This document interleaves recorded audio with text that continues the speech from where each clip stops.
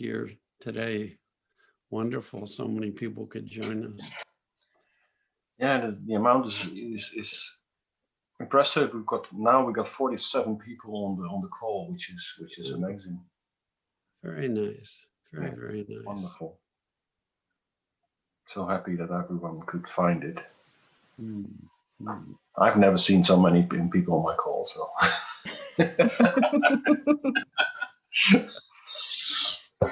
That's the first. That's wonderful. Thank you for allowing us to write the Dutch translation.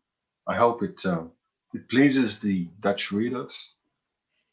It certainly pleased us to do it. It was wonderful work, and we love to do it really.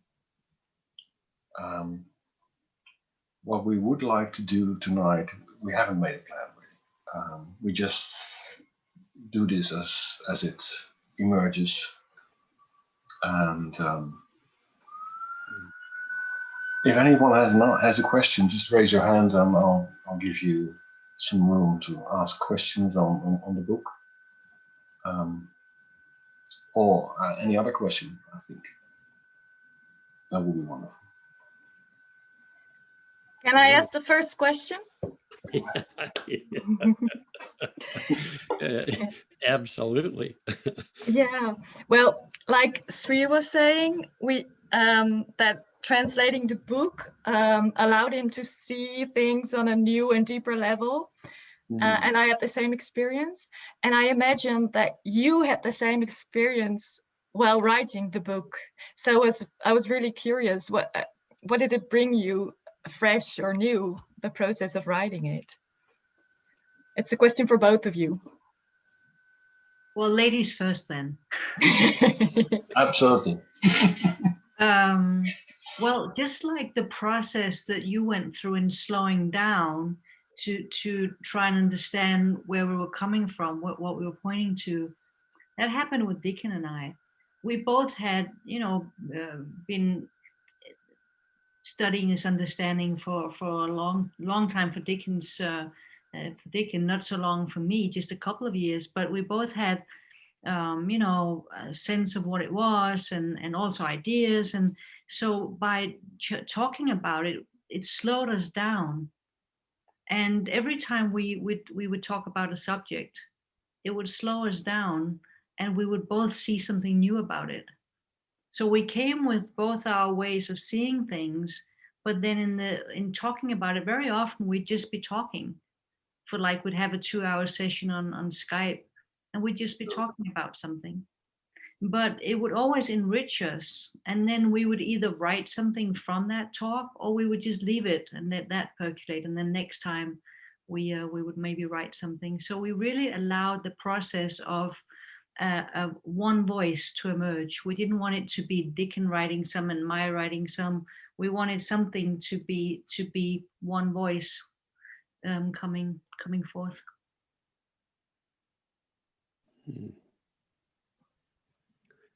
I'm dropping right back into that space that Natasha and I were in when we would have our talks. And we had no set schedule on purpose, because we wanted the book to be able to come to us fresh.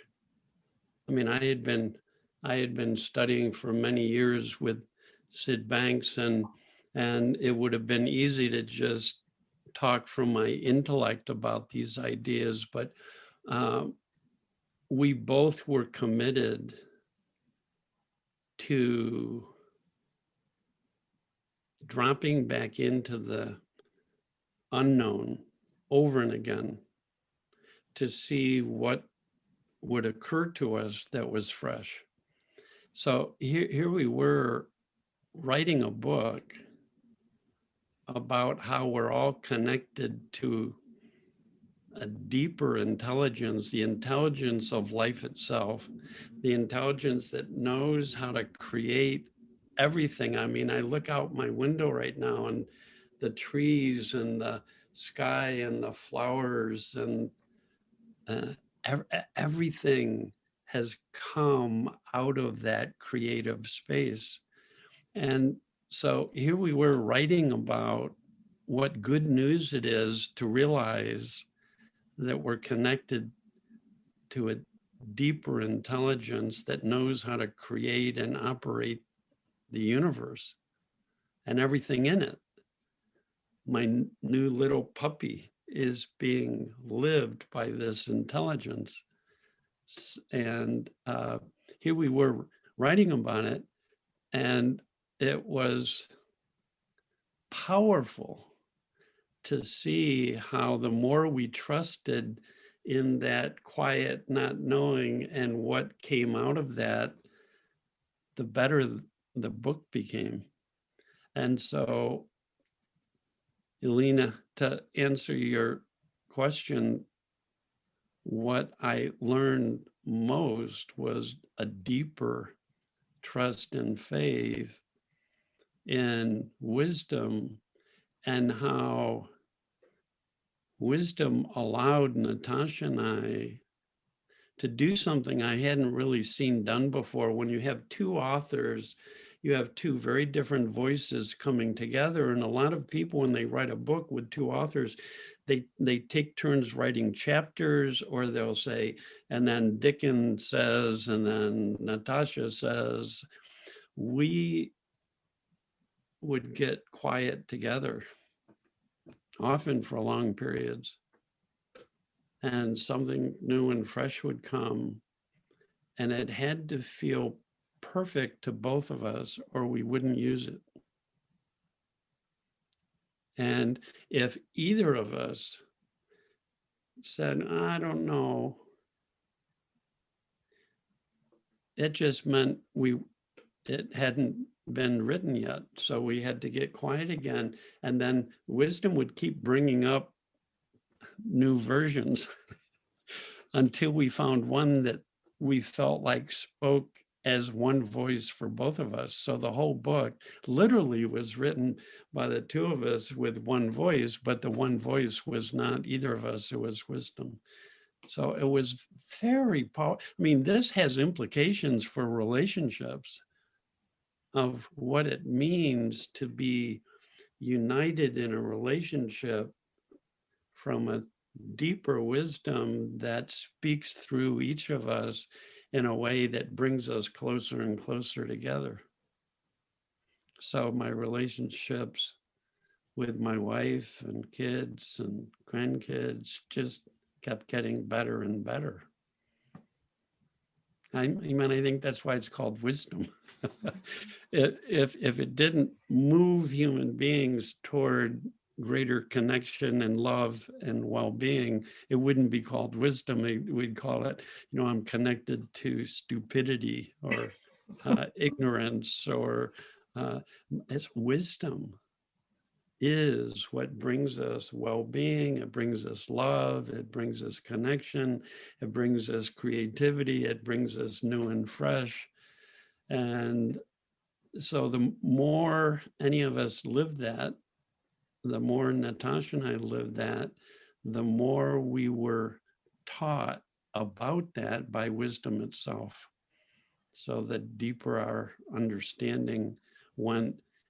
Took 2 years to write the book, and it was a constant journey of going into the unknown and then being taught, being guided, trusting more in that, so that when difficulties happened, we knew that if we got quiet, we would be guided. And that's been really true. We've had some challenges in each of our lives since we wrote the book, and that having that faith and wisdom has been,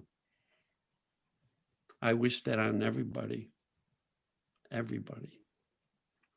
So that's why we're interested in continuing to spread the word, because these principles are universal to everybody. I think one of the things I wanted to add on to what you said beautifully, Dicken, is that there's the trust and wisdom. There's also, I felt like we both became even more sensitive to when it wasn't wisdom. because Dicken and I also love talking intellectual. We love reading books, and we've read tons of books, and we love philosophy. And so we could easily spin up in having fun with it, but it wasn't wisdom. So we also, both of us, got quite sensitive to when one or the other was speaking from intellect and went, no, that's not the feeling. Because I wasn't always aware if I was coming from an intellect, from a concept, and then Dicken would say, doesn't feel right, or the other way around. So we could stop each other. And another beautiful thing that was also true was we never took it personal. If I said to Dicken, you know, that doesn't feel right. Here I am 2 years into the principles, and Dicken is, 20 something years. And when I said that to him, he just went, well, okay, well, tell me. So there was a curiosity towards the other person, instead of him saying, look, dearie. Like that would have helped, but that's another story. You know what we did instead? We'd either go for a walk or have tea and chocolate biscuits. Yeah. And then in that quiet, something new would come. It might be interesting just to say, we didn't talk about this in the book, but if we didn't like something that was written, that either of us wrote or that we wrote together, we didn't try and rewrite it to make it work. At first this drove Natasha crazy, because I'd say we'd spend all this time writing a chapter, and I go, this just doesn't have the right feeling. My preference was throw away the chapter and start over. And Natasha said, well, I'll just save it. And then if we need it, we can come back to it. And it was so funny, but pretty soon we both learned that the new and fresh version was so much better than the old one. We were glad we didn't try and keep reworking, because when you rework, you use a lot of intellect to rework it. And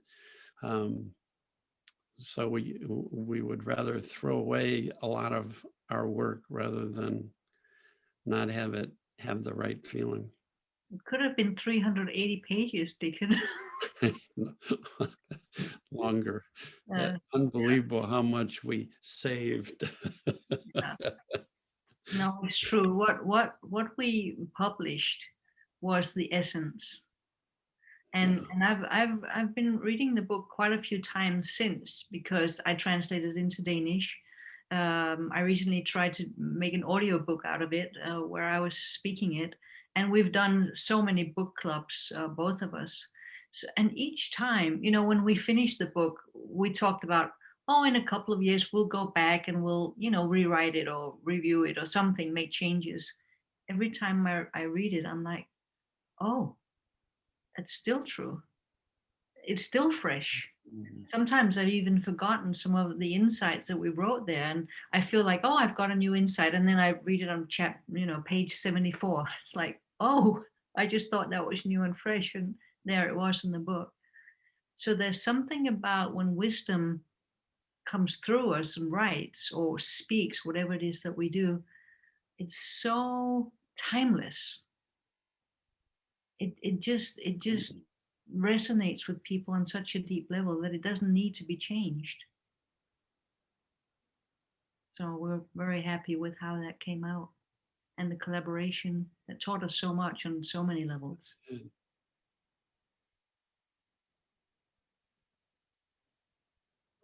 I'd love to hear if people have any questions about anything. Natasha and I are not shy about talking, so we could talk on and on and on until we run out of time. But I'd love to also have dialogue with people, or respond to any questions you might have. The principles are simple, and as you understand them, they don't get more complicated, they get ever simpler. It's been 33 years I've been studying, looking in the direction of where life comes from. And there's no end to what can be revealed to people through insight. No end to what's possible. And so you keep having the same insights over and over again, but simpler and deeper. So we'd love to take this any direction people would like. Can I ask you a question, Natasha and Dicken? I originate from management consultancy. I've been active for over 20 years in management consultancy. And I understand there's an enormous value of the principles exactly in that field. Because we can teach from the principles people to get into their wisdom. And you just referred to it while you were talking about how you wrote the book. Yeah. Is you got in together in the wisdom. And that's one of the things that, for instance, Joseph Jaworski wrote about in his book Source, where he says we have to teach our leaders to learn to get into their wisdom. Yeah. In groups. But the problem is they really don't know how to do that. What they do now is they send people out in nature, and they have a revelation there sometimes, but they never structurally learn how to fall back. As I've noticed, I can if I want to, I can fall backwards into wisdom and let things come up. And I think that's very, very valuable for leaders nowadays who are faced with issues they can't solve rationally. And they have to go into their wisdom just to get a creative answer to issues you can't solve because you don't have all the variables. Could either of you speak on that?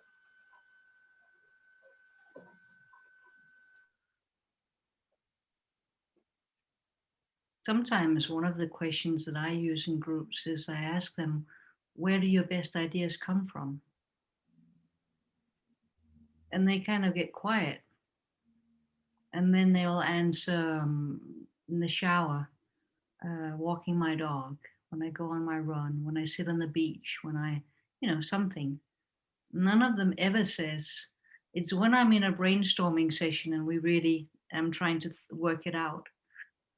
So I think that people intuitively know that there's something that comes out of a quiet space. Nobody's pointed it out to them before, so it's kind of new to them when I point it out. But it's so intuitive that they don't struggle with it. They don't think that it's strange or woohoo. They go, oh, yeah. So how many showers a day? No, but it's just that it's what we're talking about. The principles are living each and every one of us. It's who we are. So intuitively, we know. It's just that we've been brought up in this conceptual world that's allowed us to have concepts and thinking and how do I solve and what do I do? And so we're not used to coming back to the source, coming back home to where the answers are already waiting to come up, to arise from a quiet mind. So there are different ways to do that with groups that I do, but it's mostly just, it's not actually doing, it's pointing to what's already there. They just haven't seen it yet because nobody's pointed it out.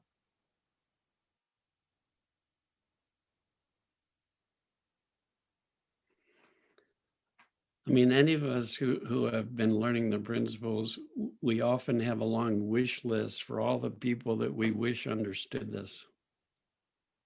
And the list can get longer and longer and longer. Oh my God, if politicians knew this. Oh my God, if all the people who are about to commit crimes knew this.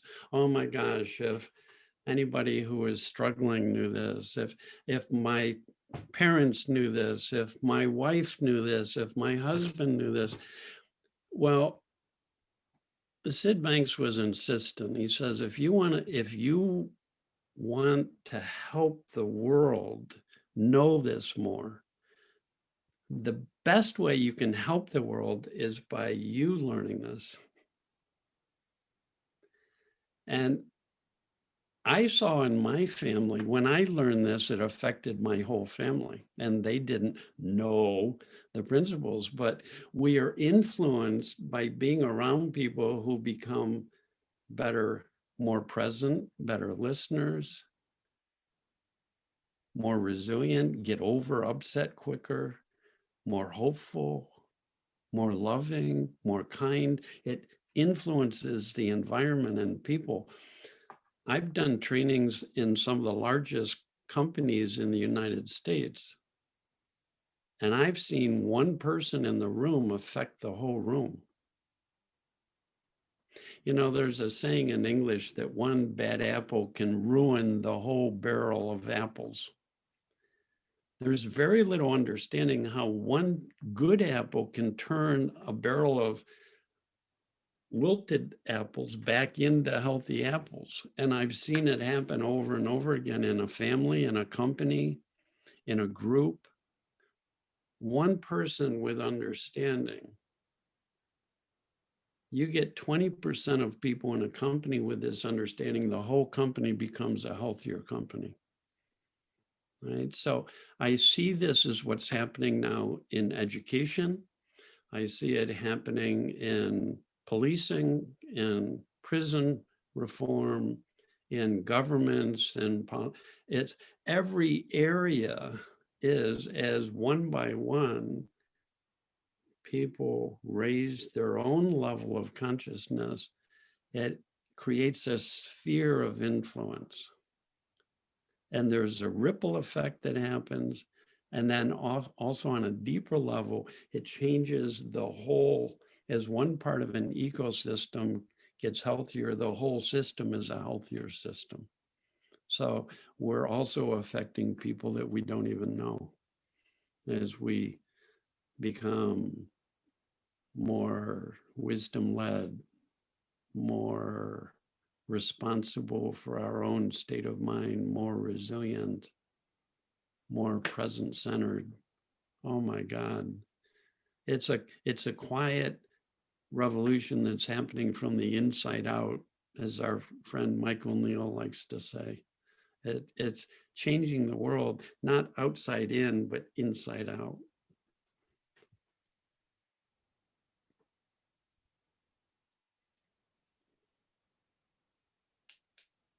When I watch the news, I can get very frustrated. But when I feel frustration, now that's an invitation for me, as you said, Sphere, to fall back away from that thinking into this inner quiet space of presence. And then I feel even more inspired to bring love and understanding into the world. And so I see that's how the world is going to change.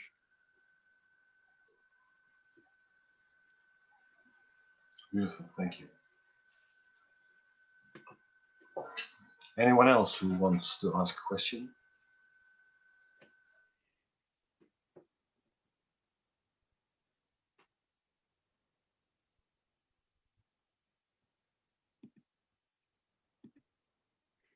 My favorite questions are the ones you think are going to be stupid. I think Faber has a question. Go ahead, Faber. Hi, Dicken. Hi, Natasha. Hi. Hello. Hello. So, where am I going to start? So today, during the day, I noticed myself falling into a feeling like, I guess, the coming home that you are talking about in the book. And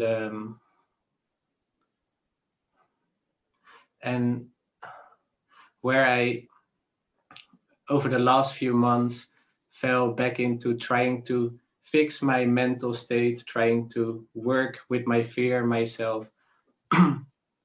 I saw how in the things that I want to do or in my mental activities, I was just like, yeah, like taken care of. I was when I tried to, or when I didn't try to do it myself, I was taken care of in what to do or how to do something. And I noticed for myself that at some point I went back into my intellect and thought, oh, okay, so I need to like back off and let like something else take over. But then I noticed, oh, but this feels weird, because then I tried with my intellect to back off, like surrendering from my intellect, kind of.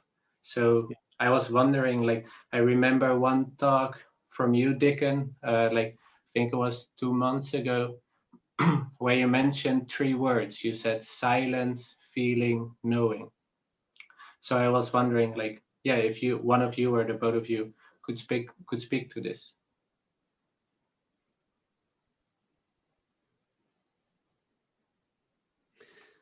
Very, very, and just an observation, most adults, when they start feeling insecure or upset or stressed,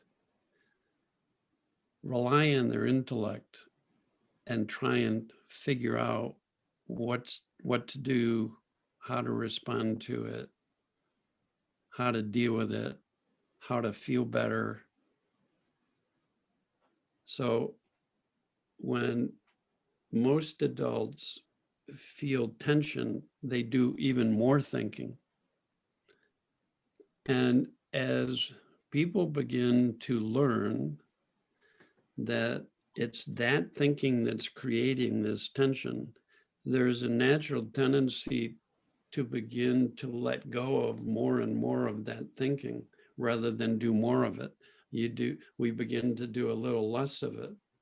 And when we do less of it, there's that silence, there's more quiet, our mind isn't so noisy, there's quiet of being present. And then our feelings start to relax a little bit and open up. That's the feeling. And when people are present and their feeling is opening rather than contracting, people have more common sense, more knowing, more intuition, and just have a better sense of how to respond to some situation with more common sense. And that's built into everybody because that's how we work. And so I'm glad you're beginning to see that for yourself. There's so much in what you were saying where you were saying, I was getting caught up, and then rather than trying to fix myself with more thinking, I fell back into the now. And then I started to have more sense about how to move forward. And it's so simple. It's so beautiful. So as people gain more understanding into how our minds work, we begin to find a balance. But this is what I'm finding. This is very fresh for me. Any of us, when we get too caught up in our intellect, get out of balance. We get uptight. Anybody. I don't care how smart people are, what age they are, what color they are, what sex they are. All of us can have a tendency to over rely on our intellect, and we get out of balance. And when we get out of balance, the system works perfectly. It creates tension, which is a friendly indicator that we need to let wisdom weigh in on this. So the tension, it helps us. Thank God I feel tense and stressed. If I know that's me holding thought in my intellect and thinking it's true,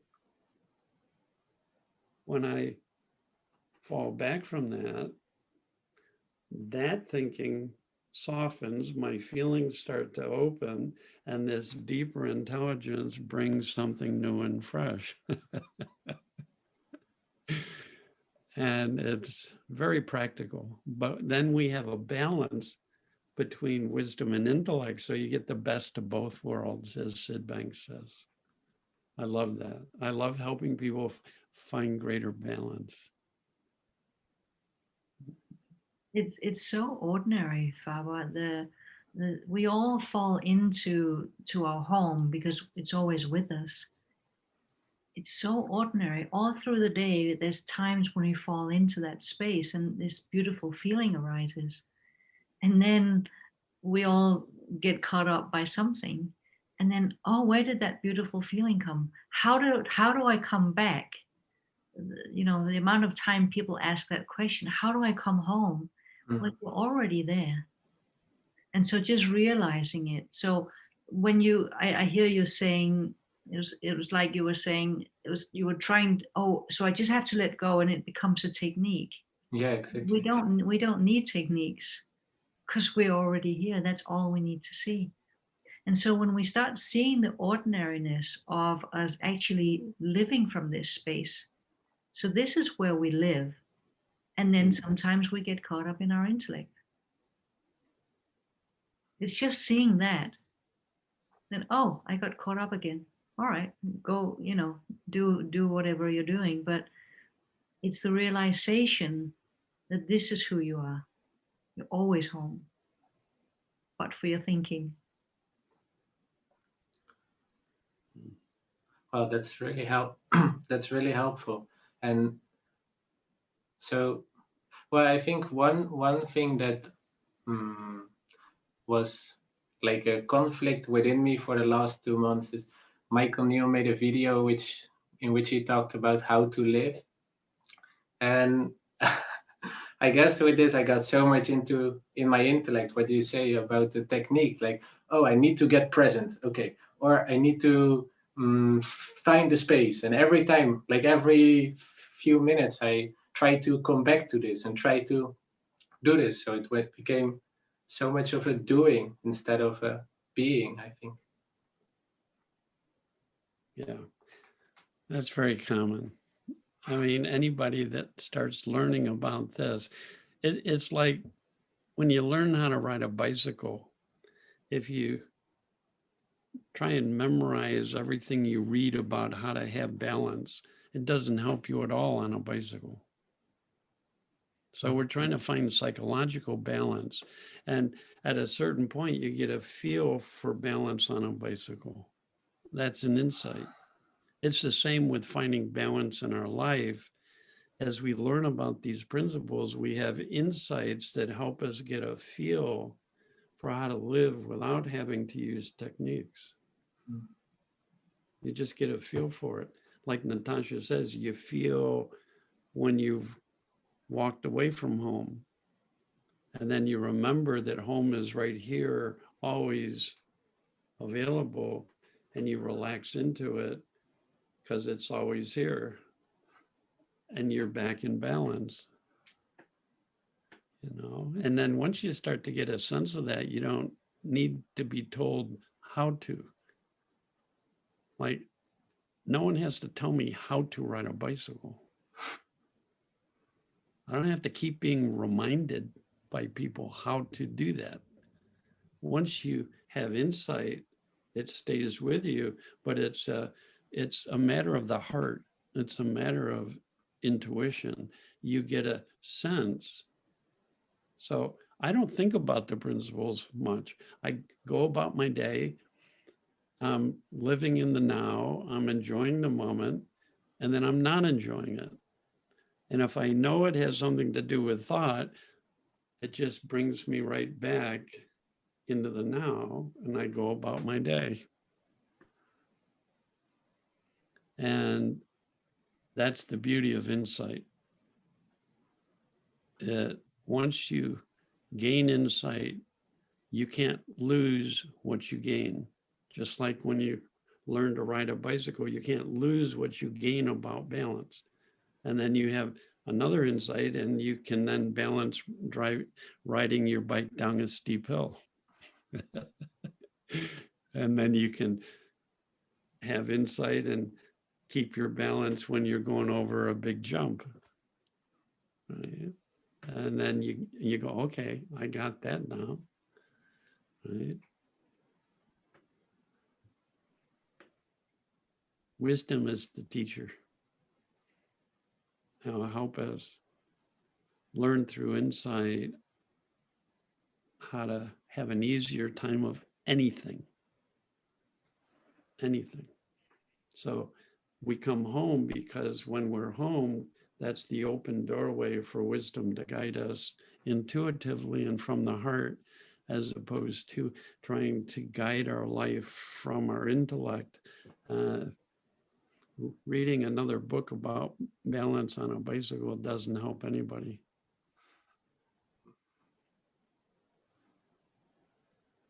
In psychology, I read every how-to book that was published, and I got more and more confused because pretty soon I had 50 techniques for every occasion. It's like, okay, which one do I use and which one's best? And oh my God, and trying and efforting and trying and efforting. And Sid Banks comes along and says, you already have everything you're trying to get to. And when you realize that, you'll just relax and then it'll happen. No technique. I didn't believe him. I had to find out if that was true. And so I spent a long time now to be able to come here and say, I can guarantee you it's true for any of you. I know that you won't be able to convince me otherwise.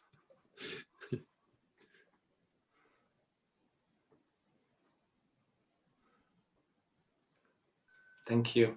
That's been really helpful. Great question. Thank you. Anyone else?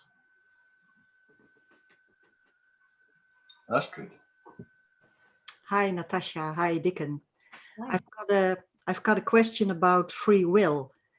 I read in your book that Sid tells us that you can use your free will to choose which thoughts you give attention to. But I heard him also say, I guess it was in one of his lectures, you've got a free will, but you better drop it. And it looks like a contradiction. And my question is, does it mean that he, can it be that he meant it's helpful to use your free will to choose which thoughts you give attention to, but on a deeper level, it's better to surrender because mind will lead you? Or can you say something about that?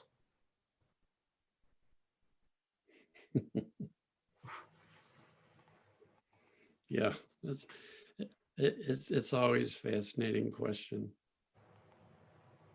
Go for it, Natasha. Yeah, we had many fun talks about this because it's something that comes up a lot. So the way that I see it is, it depends on where we're looking from. Who we are in essence is formless, is free. No will is needed. Will is something that we do with the intellect. We can choose to eat chocolate ice cream or vanilla ice cream, or we can choose to think one thing, or we can choose to distract ourselves. So we have on a personal level the ability to choose different things. So if we look to that level, then we do have the ability to choose something. We can go, I'm not feeling good, I'll go for a walk. That always helps, right? That's helpful. But our essence, that which we are in essence, doesn't need to do that because it's always at home. So I think that was the two levels that Sid was speaking about. And that's why it sounds like a contradiction, but it's two different levels that he talks to. Sid'd like to say, I'm not talking to you, your personality, your ego. I'm talking to your true self, your soul, your being. So when Sid would say, you have free will, the you he's talking about is your infinite, divine, universal self has free will. I watch flowers in front of my window grow, and then a choice happens by the intelligence of life that turns the flower to the sun. I watch my puppy run around the yard, and then he is moved towards sounds and movement, right? I watch myself when I fall out of my ego be chosen and moved in certain directions. And it fascinates me. So sometimes if Sid was talking to someone who was using free will as, I have to make decisions to decide how to live my life, he would say, there is no free will, stop it, surrender. And someone else who's going, oh my God, I'm being lived, I'm being chosen to move in this direction. It makes sense for me to go this way and not that way. He's going, yeah, that's your free will. Isn't that beautiful? So, Thank you. It's the most Wow. beautiful thing when we live in harmony with the principles, and we are moved by directions. It's sometimes I get the sense that whenever we do something creative, writing a book is one, but I see somebody who has an instrument behind you, Esther, and if you're playing an instrument or you're a painter or a sculpture or something, when you align yourself with the art, with that wisdom, and it moves you in a certain way, because you can do a painting like that comes from the intellect and it can be precise and it doesn't necessarily touch you to look at it, and then you can be moved to use this color or that color, you can play this note or that note, and it's a movement. And it's such a beautiful feeling when we allow ourselves to live in that harmony. So I think we write in the book a sentence that my will is thy will? Seems to, at least we've had that conversation. There's something when we align ourselves to not a will as such, but the intelligence behind all of life. So we're moved like the flowers, we're moved like nature to go this way or that way, or it's the most beautiful feeling I know. I love, my wife's an artist and I love watching her paint. Unbelievable. She won't paint while she's doing a lot of thinking because it never comes out right. So she'll listen to nice music, or she'll sit quietly, or she'll watch something or read some poetry or favorite poet. And when she gets really quiet, the painting starts happening. And then the same with us writing. If it doesn't look quite right, she just gets quiet and then she's moved to make a change. And it all happens very naturally and organically. And she'll say, when my mind is quiet, I make better choices with my painting. My clients will say, as I try less to make my decisions and my decisions are being made through me by wisdom, I feel like I'm more in control of my life. I'm making better choices. You see, we're just using language to talk about, I feel freer. I feel like I have the free will to go here or there. And it's just poetry then, trying to express an inexpressible thing that happens. The intelligence of life knows how to create and move life toward thriving. And when we get quiet, we get, as Natasha said, I love that, Natasha, is that getting more aligned or in harmony with the way life works. And so we become more, the principles, we become wiser, more aware, and more creative. Mind, consciousness, thought. Why is that? Because it's the very nature of life itself, not just of us. It is the nature of us, but it's also the nature of life itself.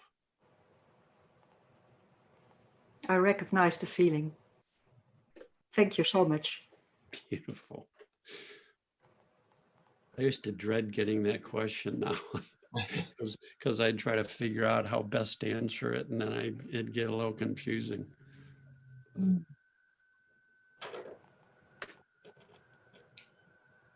Anyone else?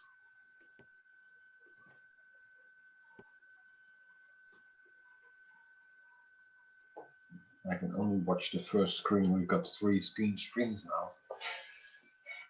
So if you want to have a chance now to ask a question or make a remark, now is your chance. I remember one time Dicken and I had come to a place, we felt a little stuck. Dicken was in Hawaii with his wife having a vacation. I was at home in Denmark. And we both at the same time had an idea of how to move forward. It was so interesting. So Dicken, he wrote to me, I have an idea. And I wrote back immediately, oh, me too. This is my idea. And so because you just said, I have an idea. And I actually wrote what it was. And then you wrote back, I'm dying, look at my notes. And then he sent me his notes. It was like word for word. It was almost identical. It was exactly the same idea on opposite sides of the world. The way wisdom works, there's no distance. We really had the experience of what Sid was talking about when he said it's all one. Time, space, and matter is made up by intellect. It doesn't exist. There's no distance. There's no time difference. There's no physical distance. There was one mind. So we'd often joke that we were one mind in the 2 years that we were writing. It happened so many times, I can't even count it. But that was just so funny because we were so far apart physically that it was just incredible. It just speaks to there's something going on here. What we're really trying to point to is this hopeful message that there is something that we can all sense when we become quiet, because it's who we are. We don't need to do anything to be who we are. If I ask you to stand up and take one step towards yourself, where would you go? Right? You're already here. It's the most intimate part of who you are. And so when I drop into that space and Dicken drops into that space, there's a knowing of the next step. And that was in our collaboration, but this is true in relationships and friendships and in collaborations at work. When we drop into that space together, we collectively are informed by wisdom. And that's a really hopeful message that we don't need to be anyone special. We don't need to read anything. We don't need to do anything. It's already the most intimate part of who we are. That's hopeful. We already have it.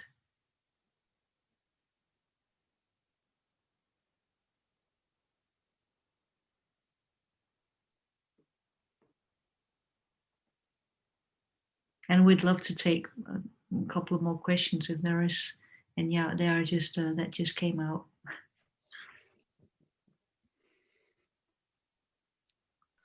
It seems our biggest problem is get out of our own way and just accept that things are the way they are. Really.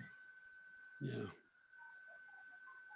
As we get more familiar with this space metaphorically within, It's not really within our bodies, but it's just beyond our intellect. When we get more familiar with that space, we're drawn to it like magnets, or like things are drawn to move toward the light. We just begin to find ourselves. My wife says that she sees me all during the day. I just sort of stop thinking and look up and around, and just, that's why Sid says we're a thought away from our well-being. We're a thought away from being in the now. Even when I've worked with people who are in extremes of feeling troubled and difficulty, they're a thought away from presence in all moments. And that's our true self. That's where anybody starts to feel more present, more comfortable, more relaxed, thought away. Sid insisted. One time he's talking to a group of women who had had very troubled lives, and they had come across the principles and were very, very interested because it had already been changing their lives, because they were starting to wake up out of their troubled thinking into the comfort of the now, and then finding deeper feeling and guidance from wisdom. And Sid was saying to them, you're one thought away from your well-being at all times. And then for the first time ever, I heard him say, do you know what that thought is? And I'm going, oh my God, he's going to tell us what thought to have well-being. He says, it's the state of no thought. He says, what's the state of no thought? And he says, well, it doesn't mean you don't have thoughts. It just means when we're fully present, every thought is free to flow through us, but we're not holding on to a single one like we are when we're present. That's the state of no thought. He said, that's where our well-being reveals itself to us. So then it becomes very curious how when we're having difficulty, sometimes the last place we go is to drop into presence and no thought, because we haven't learned that that's where all the goodies are, where all the benefits are, where love is waiting, where creativity, where greater awareness are natural and reveal more and more of themselves to us as we fall into, metaphorically, or wake up into this space that, as Natasha says, always here, always present, doesn't go anywhere. It just gets forgotten or covered up when we're caught up in our thinking.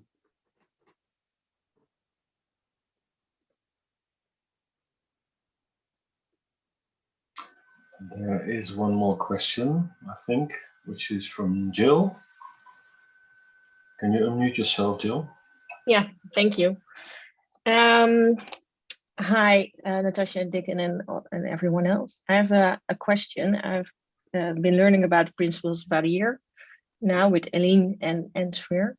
And about a half year ago, in the first weekend I had with Sweer, I had a huge insight, which made me very calm and relaxed, and felt like, I don't know how it feels like to be stoned, but I kind of thought this must be it, which is kind of strange for a Dutchman not to have been stoned anywhere in your life.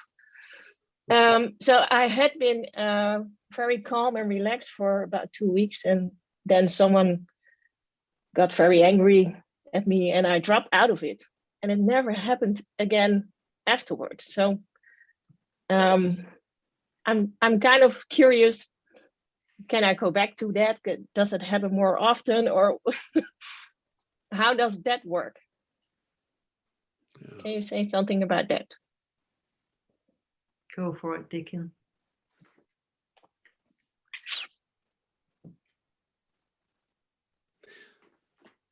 When I'm caught in my thought clouds, a thought storm, there's a lot of tension. when I realize that it's my own thinking, I tend to, without trying, just fall out of the thinking that's causing my tension. It feels really open and like blue sky.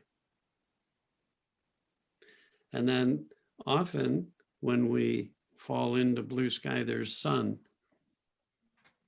Now ego kicks in and says, I want this all the time. This is what health is, only sun. And we become attached to the idea that health is always sunny weather. I don't know about where you live, but the sun gets covered over quite frequently by weather. So that's part of our learning, though. It's good to learn that we can have more sun in our life when we fall out of thinking that burdens us. It's really good to learn that.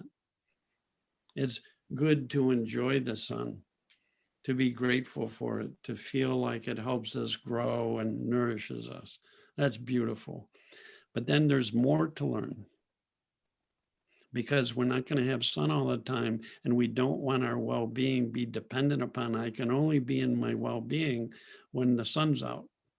I'm going to be miserable when it's not.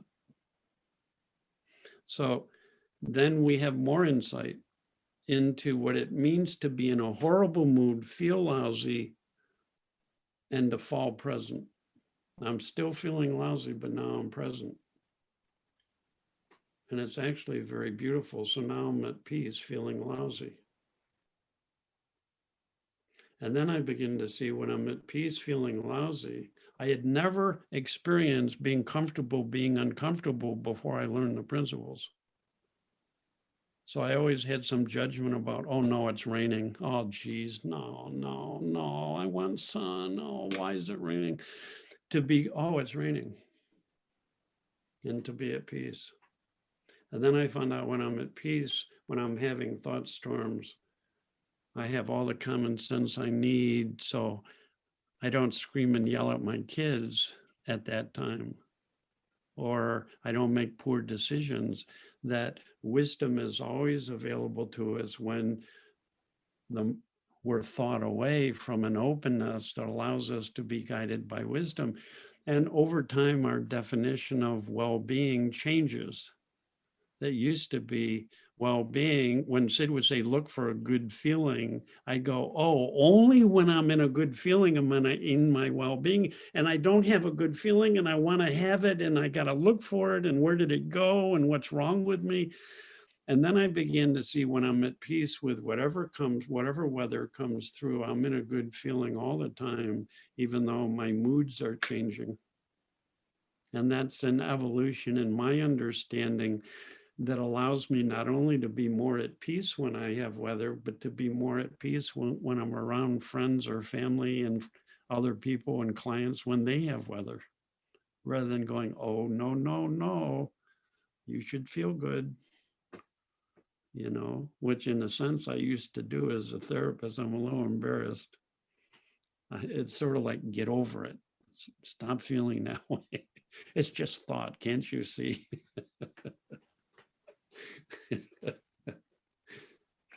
Okay, thank you. I just wanted to end by saying that, you know, it's Dickens and my deepest wish with this book, that you understand that you're always home, whatever the weather is, whatever's going on in your circumstance, whatever seems to be your experience in the moment, you're home. The experience is caused by thought, is created by thought, but you're home always. So it's not about being in a specific mood, always being happy or calm. It's about knowing that you're okay even when your experience tells you that you're not. And that's being home.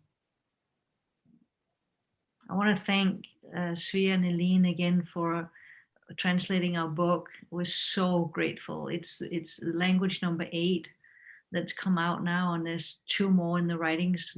Portuguese and Russian is on its way. And we're just thrilled that so many people around the world get a chance to read this hopeful message through our work, through many people's work, and of course Sid's work most of all. But thank you so much, Svea and Eileen, and thank you everyone for coming. It's really wonderful being with you tonight. We were going to you. just meet the four of us so Natasha and I could thank Svea and Alina, and they invited all the rest of you. So it turned into you're all part of the party that we're having to celebrate the book coming out in Dutch, and to thank the people. There it is. Whoa. Oh, I see more copies. Wonderful, wonderful. You throw a good party, the two of you. So thank you. Thank you for Yeah. being here, and thank you for giving us the chance to do this. It was really a labor of love, and it was really I don't know how to say it. It was an enriching experience. Let's call it that way. Yeah, absolutely. And also tonight, what I really, I'm left with the feeling that we can all allow ourselves to be channels for love and wisdom to come through. And I really kind of sensed it tonight.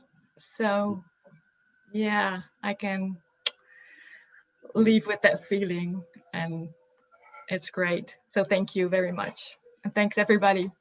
Thanks everybody for attending. coming. Yeah, absolutely. Yeah. For attending. Wonderful. Thank you very much. Thank you. Bye, everybody. Thanks for coming. Bye-bye. Bye. Bye-bye. Bye. Bye.